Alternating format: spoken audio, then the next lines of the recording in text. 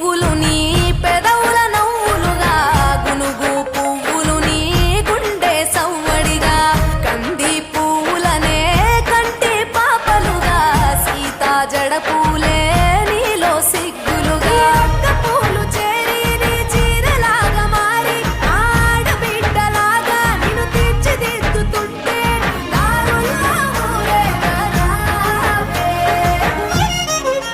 తెలంగాణలో పుట్టి పూల పల్లకి ఎక్కి లోకమంతా తిరిగేవటే.